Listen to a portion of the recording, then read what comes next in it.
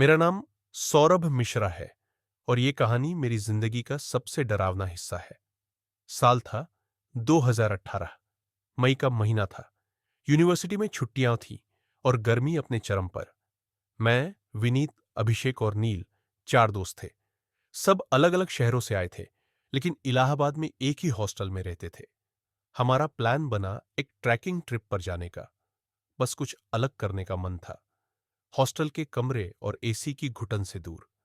विनीत के मामा एक गांव में रहते थे, छूकर घाटी, जो झारखंड और यूपी की सीमा पर पड़ता है।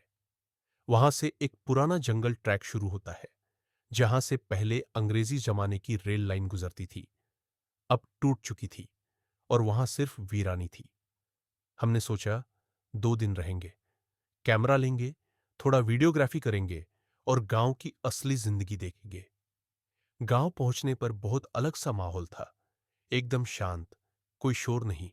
रात में सिर्फ झींगुरों की आवाजें और हर घर में जल्दी लाइट बंद।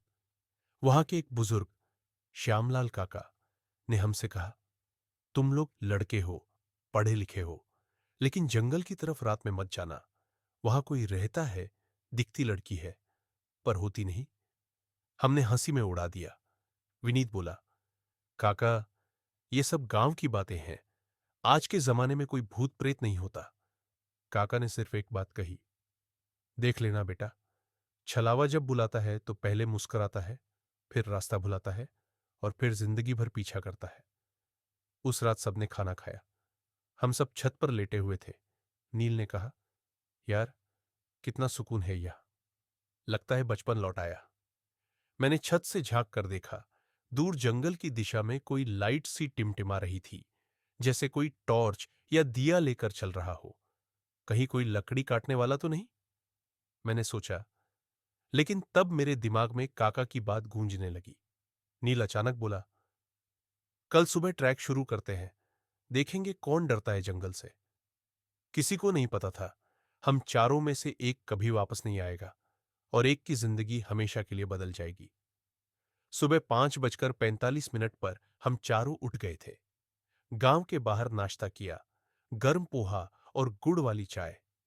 विनीत के मामा ने आखिरी बार कहा, सावधान रहना जंगल में, दोपहर से पहले लौट आना बेटा। हम हंसते हुए निकल पड़े। जंगल की शुरुआत एक टूटी हुई पगडंडी से होती थी, जो अंग्रेजों के जमाने में पटरी के किनारे बनती थी।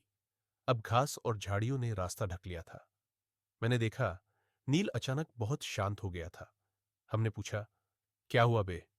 वो बोला, कुछ नहीं, नींद पूरी नहीं हुई शायद। हम बढ़ते गए। करीब 3 किलोमीटर अंदर थे जब हमें पहली अजीब चीज दिखी। एक पुरानी गुलाबी चुन्नी, एक झाड़ी में उलझी हुई। कपड़ा नया नहीं था, लेकिन गंदा भी नहीं था, जैसे किसी ने जानबूझकर रखा हो। यहां औरतें नहीं आती, मैंने कहा। विनीत ने मजाक किया, भूतनी होगी, ट्रेंड में रहना चाहती है। पर कोई नहीं हंसा। नील अब बार बार पीछे देखने लगा था। वो पसीने में भीग रहा था, जबकि तापमान बहुत कम था। करीब 1 घंटे बाद हम एक खंडहर नुमा पुलिया तक पहुंचे। नीचे सूखी नाली और उसके पास पड़ी एक टूटी हुई चारपाई। क्या कोई यहां रहता है? अभिषेक ने कहा। तभी नील चिल्लाया, वो कौन है? हम सब घूमे। दूर पेड़ के पास एक लड़की खड़ी थी। सफेद सलवार, वही गुलाबी चुन्नी और चेहरे पर साफ मुस्कान।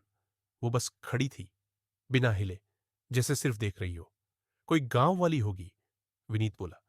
लेकिन जब मैंने झांक कर देखा, वो अब वहां नहीं थी और तब तक किसी ने उसका चलना भी नहीं देखा था। नील कांप रहा था।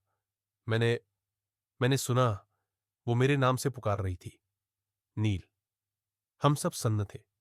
जंगल की हवा ठंडी नहीं थी, भारी थी, जैसे कोई सांसें ले रहा हो हमारे ही आसपास। हमने तय किया, वापस चलते हैं। पर अब रास्ता बदल गया था। जहां से आए थे, वहां अब एक पगडंडी भी नहीं थी। नील बोला, यहां वो झाड़ी थी ना, जहां से चुन्नी मिली थी? अब नहीं है। वो हाँफ रहा था, आंखें लाल हो गई थीं। उसने जोर से चिल्लाया, तू कौन है? क्यों खेल रही है हमसे? जवाब आया, एकदम पास से, एक लड़की की धीमी हंसी। हम सब वहीं जम गए। मैंने देखा, नील घुटनों के बल गिर चुका था। वो जमीन पर घिसट रहा था, जैसे कुछ उसकी रीढ़ में करंट की तरह दौड़ रहा हो। मैंने उसे उठाया। चलो भाई, 1 सेकंड भी नहीं रुकना है। लेकिन हम देर कर चुके थे। हम जैसे तैसे जंगल से वापस गांव लौटे। शाम 6 बज रहे थे। अंधेरा होने ही वाला था। हम चारों में से सबसे बुरी हालत। नील की तबीयत बहुत खराब लग रही है भाई, इसको डॉक्टर के पास ले चले। लेकिन नील ने खुद मना कर दिया। उसकी आवाज पहले से थोड़ी भारी हो गई थी। मैं ठीक हूं, तुम लोग फालतू डर रहे हो। हम थोड़े परेशान थे, पर चुप रहे। रात को हम चारों ने नील के घर ही ठहरने का प्लान बनाया। गांव में सब एक दूसरे को जानते थे और नील का घर एकदम किनारे पर था। खाना खाकर हम बाहर बरामदे में चारपाई डालकर बैठे थे। अभिषेक ने पूछा, नील, सच सच बता, क्या दिखा था तुझे? वो एक पल चुप रहा, फिर धीरे से बोला, उसने मेरा नाम लिया था और और फिर वो बहुत पास आ गई थी। कौन? मैं बोला। नील अब एक तक मुझे देखने लगा। उसकी आंखें कुछ और कह रही थीं, जली हुई लकड़ी जैसी ठंडी और राख भरी। वो अब मेरे साथ ही है। 1 सेकंड को सब शांत हो गया। विनीत ने मजाक में कहा, अबे ज्यादा मत कर, डर लगेगा सच में। नील ने जोर से हंसना शुरू कर दिया। वो हंसी इंसान की नहीं थी। हम सब चौंक गए। फिर नील बोला, डर तो अब लगेगा, अभी तो शुरू हुआ है ना। हम सब अंदर कमरे में थे। नींद हमारी आंखों से कोसों दूर थी। तभी अचानक बाहर आंगन से आवाज आई, किसी लड़की की सुबकती हुई रुलाई। मैंने झांक कर देखा। नील बरामदे में बैठा था, अकेला, और किसी से बात कर रहा था। मैंने खिड़की के पीछे से देखा। वो बार बार सामने जमीन पर देखकर कह रहा था, मैंने कहा ना, मैं मान गया, अब इनको छोड़ दे। किसे? तभी नील ने झटके से गर्दन घुमाई और सीधे मेरी तरफ देखा, खिड़की से, सीधा आंखों में। रात को झांकते नहीं है ऋषभ। मेरे हाथ से मोबाइल गिर गया। विनीत और अभिषेक भी उठ चुके थे। हमने तय किया, अब एक पल भी यहां नहीं रुक सकते। हमने सामान उठाया और बाहर भागे, पर दरवाजा बंद था। बंद नहीं, भीतर से बंद किया गया था।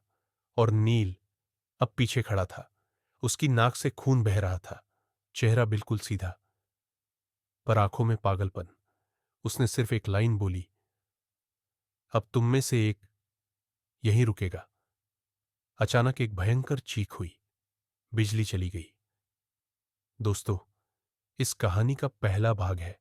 अगर दूसरा भाग आपको सुनना है तो मुझे कमेंट करके बताएं।